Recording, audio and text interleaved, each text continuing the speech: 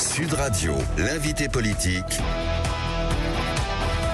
Jean-François Achili. Jean-François Achili, votre invité ce matin est Alain Di Crescenzo, qui est le président de CCI France, de toutes les CCI donc. Bonjour à vous, Alain Di Crescenzo.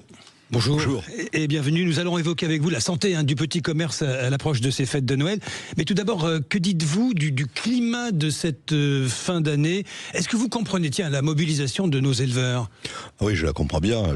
D'autant mieux que je suis de Toulouse.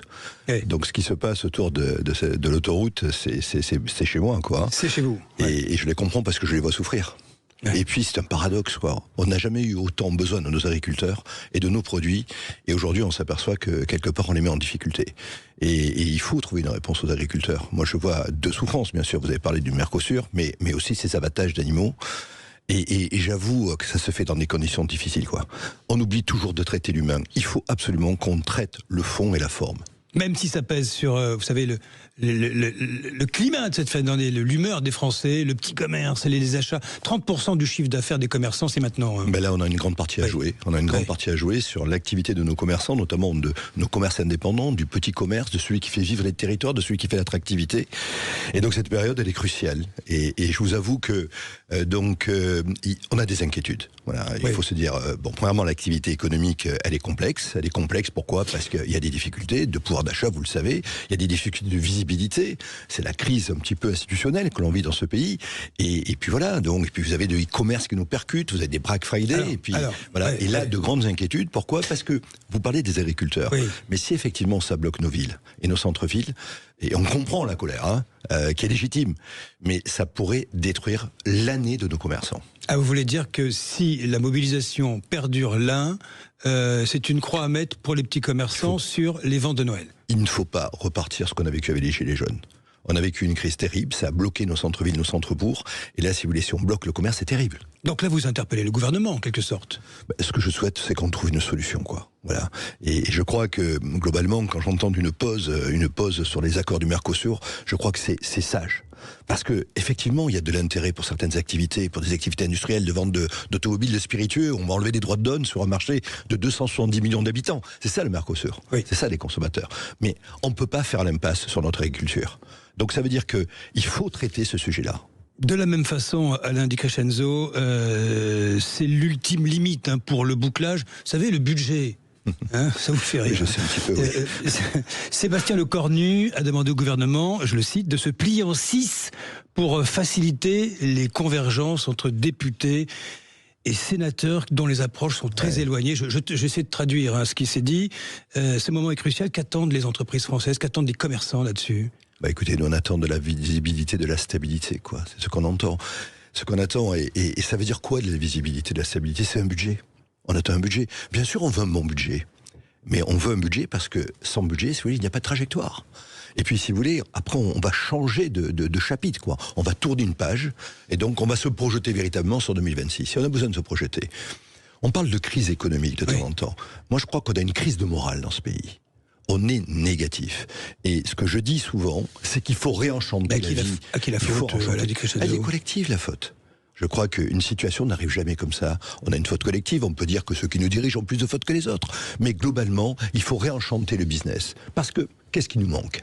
Il nous manque 1 à 2 points de croissance. On va pas chercher 10 points, on va pas chercher 50% de plus. Et ça, si vous voulez, je pense qu'on peut l'avoir avec ce qu'on appelle chez moi la niaque.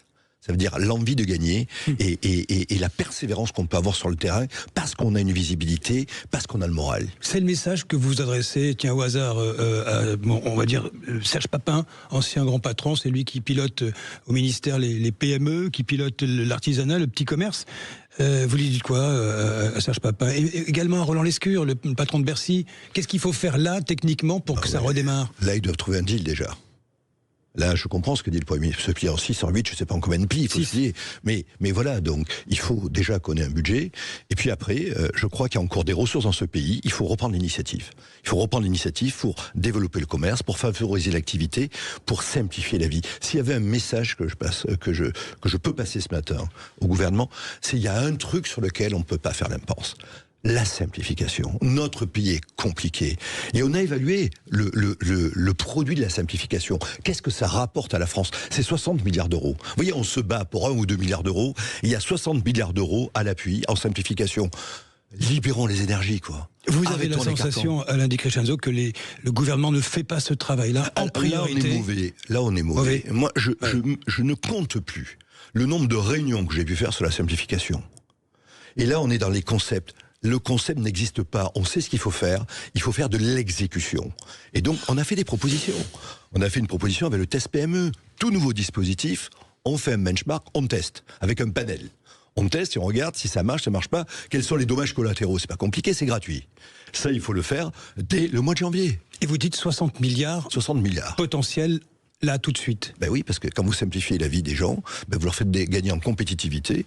Et la compétitivité, vous le savez, chez nous, ça se traduit un petit peu en impôts et taxes. Alors, Alain Di Crescenzo, vous êtes le président de CCI France. Vous voyagez beaucoup dans le pays. Quand on passe le périphérique, que l'on va partout en France, qu'est-ce que vous dites? C'est pas le même climat? C'est pas le même dynamisme? Non, franchement, alors... Quand on passe le périphérique, on va chez moi, généralement. Non, je pense que là-dessus, la France est parfaitement alignée.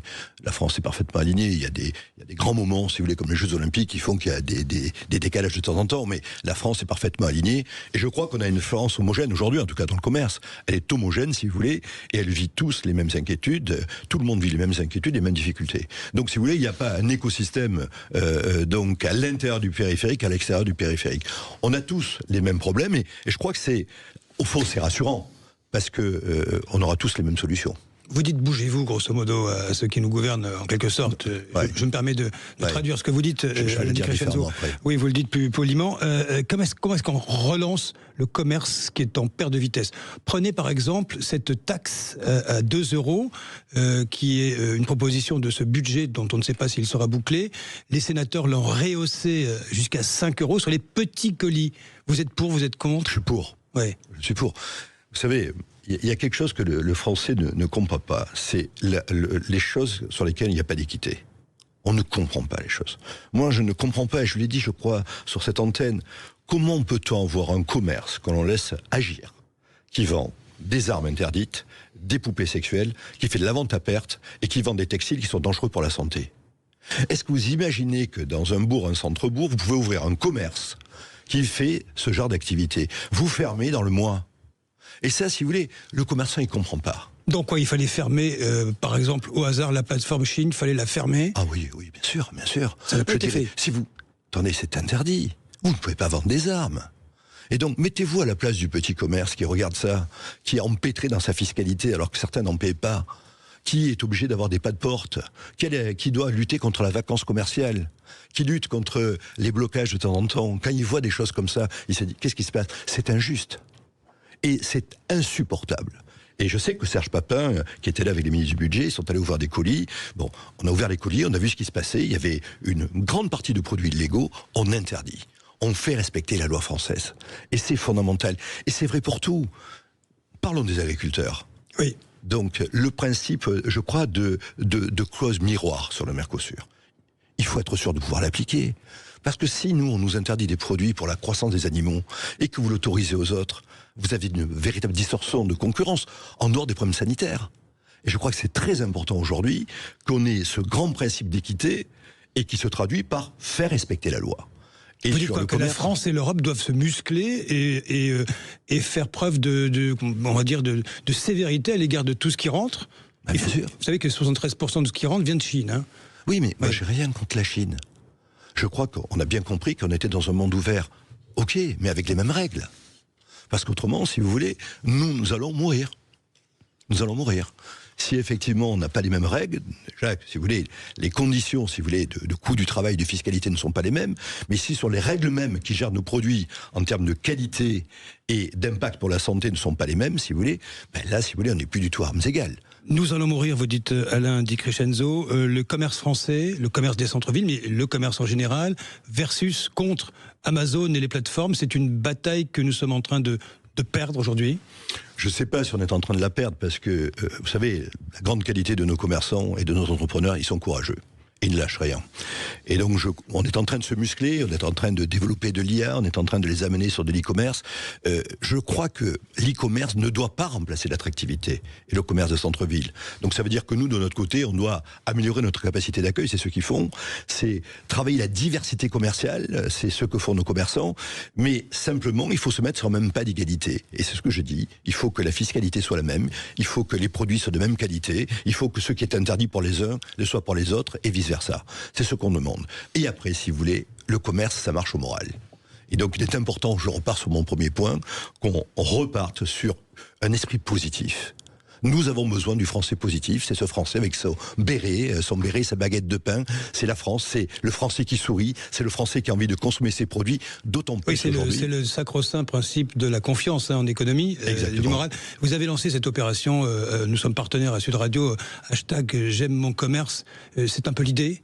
Mais oui, c'est de rappeler que notre commerce, de rappeler la qualité de nos produits, de rappeler l'accueil, de rappeler que le commerce c'est le lien social, de rappeler que c'est 3,4 millions d'emplois. Encore faut-il que les prix soient accessibles aux Français, parce qu'il est là le problème. Hein. C'est moins cher en ligne, c'est moins cher quand ça vient d'ailleurs, notamment de Chine, et le Made in France est encore trop cher. Mais c'est ça le problème, Alain Di Crescenzo. C'est pas toujours vrai. Donc on a démontré sur des baskets, sur des jeans, sur des trottinettes que les produits sont pas forcément plus chers. Et quand ils sont plus chers, ils durent plus longtemps. Et donc là, on a toute une éducation à faire des Français. Il faut savoir ce qu'on veut. Est-ce qu'on veut maintenir l'emploi? Est-ce qu'on veut maintenir le système social français? Si c'est oui, il faut consommer français. Il n'y a pas d'autre solution. Et là, vous regardez, si c'est 20% plus cher et que le taux d'utilisation est de 20% plus élevé, c'est le même prix. Et il faut qu'on travaille là-dessus. Et là, il y a une grande campagne qu'on pourrait faire. Donc, avec Serge Papin, par exemple, c'est de démontrer le taux d'utilité. C'est qu'on change notre computer, qu'on passe du prix au prix de l'usage, à l'utilisation. La qualité. Et à la qualité. Et là, je vous assure que peut-être on ferait changer un peu plus rapidement parce que ça change l'esprit de nos compatriotes. Allez, message lancé ce matin, nous verrons si vous serez entendu, Alain Di Crescenzo. Ouais, parce qu'il y a vraiment menace là, pour le commerce, comme vous le disiez avec Jean-François, là, pour cette fin d'année. Vous le sentez Disons comme l'année a été morose. Ouais. Et comme on sait que cette période, novembre-décembre, c'est 30% de l'activité, vous avez bien compris. C'est là où on récupère l'année, ou c'est là qu'on la perd définitivement. Donc voilà, il faut enchanter ce commerce sur cette période-là. Et là, je vous rappelle qu'on n'a plus que 15 jours. C'est maintenant. Donc vous lancez un appel à tout le monde. Voilà, j'aime mon commerce, achetez français, achetez auprès de vos commerçants, ils vous aiment et on les aime. Bon, et un message quand même aussi de solidarité, ce que vous dites aux agriculteurs. Bien sûr, on les aime aussi. Oui, absolument. Merci Alain Di Crescenzo. Les agriculteurs là qui manifestent un peu partout. Alors certains sont en route vers Bruxelles, évidemment, avec le Mercosur. Les autres qui sont mobilisés, bien sûr, dans le sud de la France, un peu partout. Il y a énormément de barrages. Hein. Bien sûr, par exemple, là, il y en a un qui est en train de s'installer dans les minutes qui viennent sur la rocade autour de Toulouse. Je viens d'avoir cette information par Christine Bouillot, qui est sur place, bien sûr. On a vu qu'il y en avait hier du côté de Bordeaux, avant-hier aussi, à Bordeaux ou avant-hier soir. Parfois, pour faire 5 à 10 km, il fallait 1h30, 2 heures. Bien sûr, pas simplement à cause, évidemment, aussi des barrages, mais aussi parce qu'il y a des difficultés de circulation. Évidemment, c'est le commerce aussi en cette période, hein, les camions qui descendent, qui reviennent, etc., pour tout livrer. Nous allons poursuivre. J'aimerais vous entendre 0826 300 300 dans un instant sur votre soutien à ce mouvement, sur votre état d'esprit d'ailleurs par rapport à la période que nous vivons. Allez-y, vous avez la parole 0826 300 300.